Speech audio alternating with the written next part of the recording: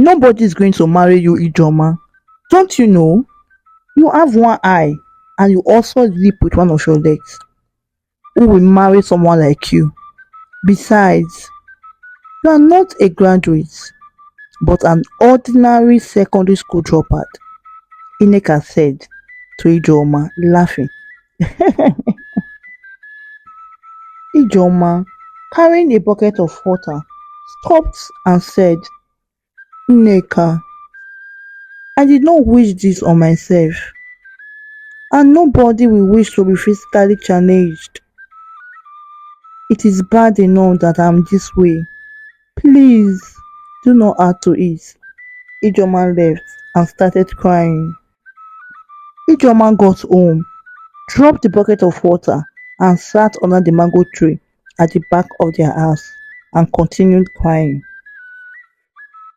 Mrs. Osondu, Ijoma's mother, came out and saw her daughter crying and wishing death upon herself. She went quickly to her daughter to stop her from saying such words and crying.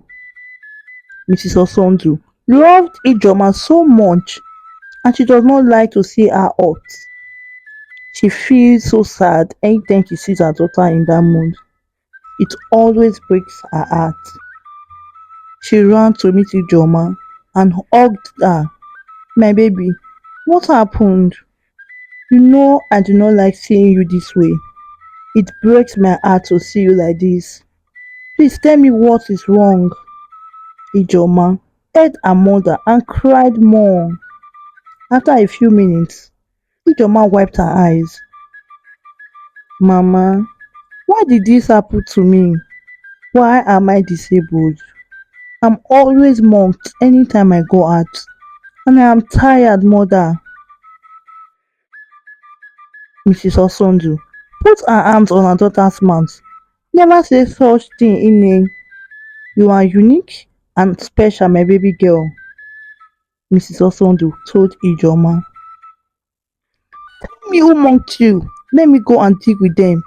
And today they will know the daughter that you are.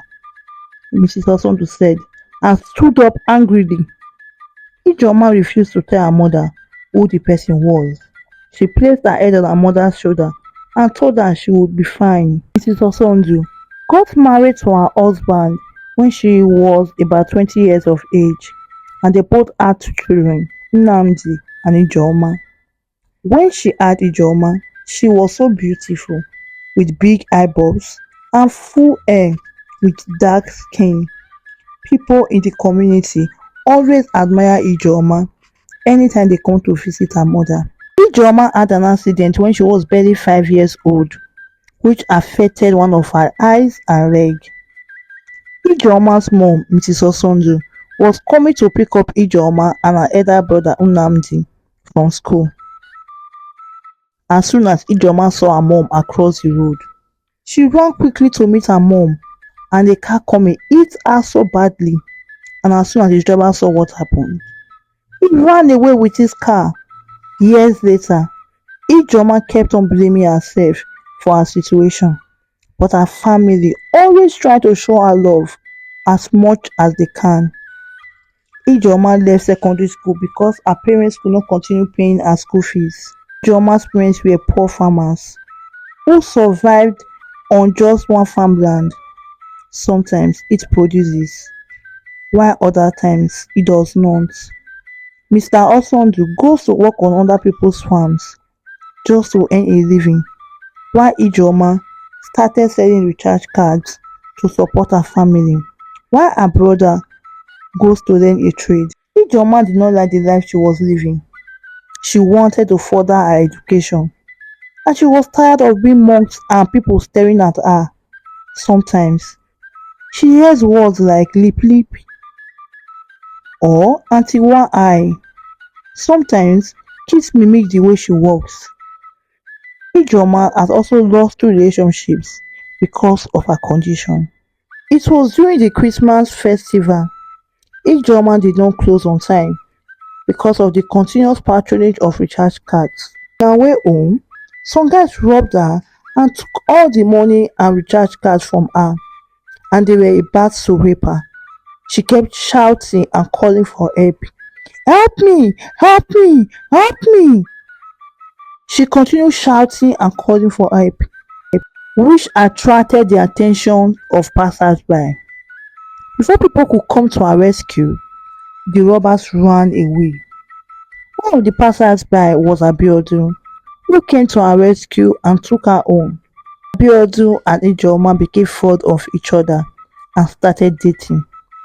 Ijeoma became so happy and loved the way Abiodun cared for and respected her, and she was also scared of getting another heartbreak. Abiodun started making plans for her to further her education. A few months into the relationship, Abiodun asked Ijeoma to marry him. Ijeoma held onto Abiodun's hand and looked into his eyes. Are you sure this is what you want? Are you ready to marry a physically challenged woman with one eye and leg?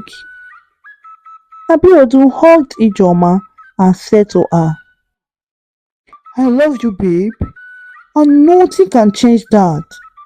You can always lean on me when you are tired of standing. I will always be your support and I will always be your eyes. Please, babe, do not ever think that you are physically challenged. You are perfect in my eyes, babe, and I love you as you are. They both held each other tightly. It's Valentine's Day, baby, and today makes it 2 years since we got married. Valentine's Day will always be special for us, baby, Ijeoma said, and placed a kiss on Abiodun's lip. You will always be my Valentine, Abiodun said, while kissing Ijeoma and rubbing her protruded stomach. I can't wait to see my twin babies. He gave her a gift. Ijeoma also gave Abiodun a gift as well, and held each other tightly. Happy Valentine's Day, baby, they both said at the same time and continued kissing.